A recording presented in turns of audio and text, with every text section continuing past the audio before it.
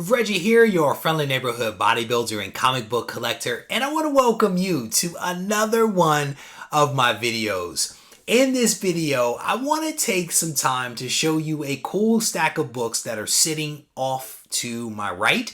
And then I'm also going to show you a really cool AOK that actually arrived from one of my subscribers by the name of James. And he sent me three really cool things, and I think you guys are going to enjoy it. So I want to encourage you guys, and I think people are trying to get me hooked on something. I think people are trying to get me hooked, and I am trying to resist the temptation that James and others are dangling out there for me. But if you are curious as to what these books are and what James sent me, I want to encourage you to stay tuned for the video. So we're going to get things started off with a couple of really cool books that I managed to pick up recently. And some of these books actually influenced other books. And in some cases, they're just really cool reads. And so without any further ado, the very first book that I want to show you is one that I talked about recently on one of the live shows. And it's this one right here, The Red Mother from Boom Studios. This book is incredible. I actually first heard about this book from one of you guys a couple of weeks ago. I wrote it down. I went and I found it online. I read all 4 issues and I absolutely loved it. I like horror movies, but not necessarily horror comics unless they're vampire comics, and that's a different thing. But Red Mother is a horror book, and it's from Boom Studios, and it's really well done. It is really well done. I don't know where this story is going, but it's trippy. It is a trippy story that I enjoy. The artwork is pretty good. The covers are pretty fantastic. And so if you're looking for something to read, something to entertain you, if you're into horror books, if you like independence, if you will, check out The Red Mother. I do not think that you'll be disappointed with that particular book. All right.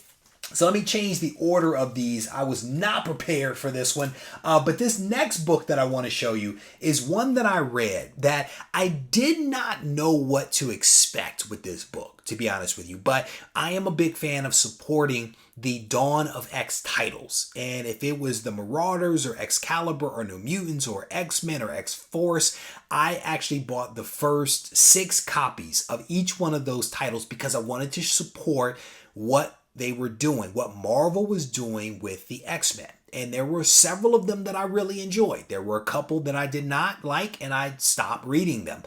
This is a title that they announced, and I didn't quite know what to expect. I'm going to be honest with you. But I decided that I was going to try it, and I'm so glad that I did because the Hellions is incredible. I enjoyed this comic. And I'm going to be honest with you, the Hellions is like a random assortment of characters that are like B-list characters in my opinion. But it came together quite nicely in this comic. And this first issue here wasn't really focused on the Hellions per se, so much as, you know, mostly like the X-Men and stuff like that. But then parts of it was focused on the Hellions, but not a whole lot, to be honest with you.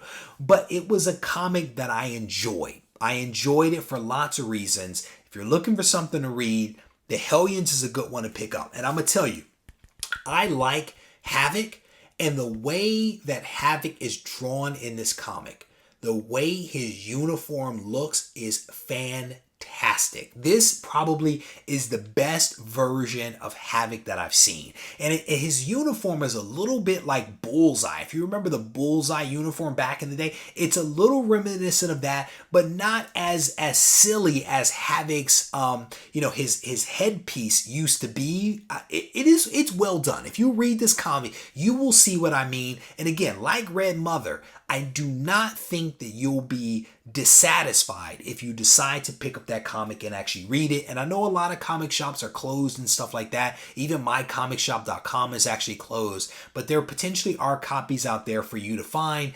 And if you do pick it up, I think that you'll enjoy it. Now, with that said, picking up and reading Hellions actually inspired me to go out and get these 3 books right here. And I was able to actually pick these 3 books up from my local comic shop. This first one is X Factor number 30. Very poorly drawn cover there. I'm going to be honest with you. I do not dig this cover at all. Don't know who the artist is, but I don't dig that cover. But this is X Factor number 30. This is the cameo appearance of the nanny. And I picked the nanny up because the nanny is right there. The nanny is a member of the Hellions team, and so I decided to pick up that cameo appearance as well as the first full appearance of Nanny in X Factor number 34. And I think I have a copy of this in the collection already. I don't think it's in the best shape, which is why I decided to pick up another copy of it, but it was in the bin for like a couple of bucks. Why not? Again, this is X Factor number 34, the first appearance of Nanny. I believe, if I got it wrong, you guys will tell me. And I also picked up a third book, as I mentioned. It was X Factor number 33. This is another book that I have in the collection. I actually picked this book up originally that's in the collection from a like an estate sale months and months ago. I had to drive like 2 hours to get a bunch of books that turned out to be not a good deal, but I bought them anyway. But this is the first appearance of the Orphan Maker, and Nanny and the Orphan Maker go hand in hand, and this is the Orphan Maker right here. I do not know a whole lot about this character, and I'm actually interested in going back and reading more about him. And I think that that's one of the great things that is actually happening with a lot of these Dawn of X titles, is that it's actually reigniting, I think, a lot of interest in a lot of these old books. It's personally prompting me to go back and not just buy the old books, but to actually read the old books, because I don't know as much about many of these characters. And I think that that's one of the really cool things about what they're doing, is that they're not creating new characters. They're just making old characters that you probably ignore a whole lot more interesting. So I think that that's a really good thing. I picked this one up, The Road to Empire. And again, this is one of those books that was not on my radar. One of you actually mentioned it in a live stream or something like that. And I can't remember who said it, but they were like, I don't hear a lot of people talking about the Road to Empire. It actually could have been an instant message on Instagram. I cannot remember. But I decided to pick this one up. I read it, and it actually wasn't bad. I did not know what to expect. But it actually was not bad, and it clarified in many ways some things that had happened historically with the Avengers and the Skrulls, etc., and the Kree. Not a bad read. Not a bad read at all. And I think this is a mini series, so I'm actually waiting to see where this is going to go. But it's not a bad read, and it actually makes a character that was first introduced, I believe, in the Young Avengers. It actually puts that character front and center for the future. And again, what Marvel's doing is making all of these B characters, the ones that we never paid attention to before, interesting all over again. And I think it's a cool thing. This is one that I have not read. This is Giant Size XMen Nightcrawler number 1. I have not read this one, but I'm looking forward to reading it. In fact, I may actually do it tonight. I read the first Giant Size. It was a disappointment. It was the Jean Grey. That was not a good book. It was not a good book. I am very hopeful for this one. This book was actually pulled forward. They were supposed to be releasing the Giant Size Magneto, which I think is going to be incredible. They were supposed to release that one. they had some delays with that book, and so they moved that book back, and they brought this book forward and released it. And now with COVID-19, the giant-sized Magneto is even more delayed. So who knows when we're going to see that. So I remain hopeful that this book will actually be pretty good, because the one that I was looking forward to reading from the very beginning, I probably will not see for a little while. So we will see what giant-sized Nightcrawler has to say for himself. Here is Amazing Spider-Man number 42, or Legacy number 843. I just continue to pick this up because I have the full run of all Amazing Spider-Man, and so I keep it going so that I don't have any gaps in my run. Here is Wolverine number 2. The first issue of Wolverine started off really, really strongly. I thoroughly enjoyed number 1. Number 2, not so much. Number 2, not so much. It wasn't bad, but it also wasn't as good as issue number 1. So hopefully whenever issue number 3 comes out, it's actually going to be better. Fingers crossed for that one. Here is X-Men number 9. And again, it features the Summers clan up here. This one wasn't bad. This was not a bad read. I kind of sort of enjoyed this one. And I don't want to give it away.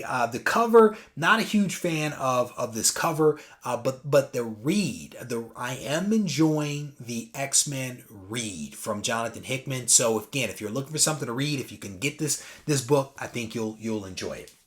I have not read this one, Philadelphia number 5. It's a really, really fantastic series as a whole from Image Comics. Looking forward to reading this one at some point this week.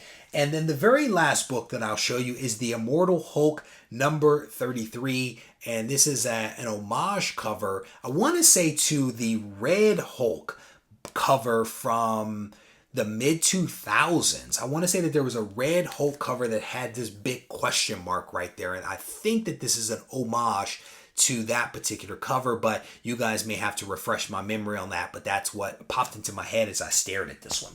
So those are essentially all the books that I wanted to share with you guys. The last thing that I wanted to do is to actually open up this package that came in from James. And James actually reached out to me, and he made note of the fact that in previous videos I have spoken about challenge coins that people have sent me. And I've expressed my desire to not have another vice. But people keep sending these things. No, seriously.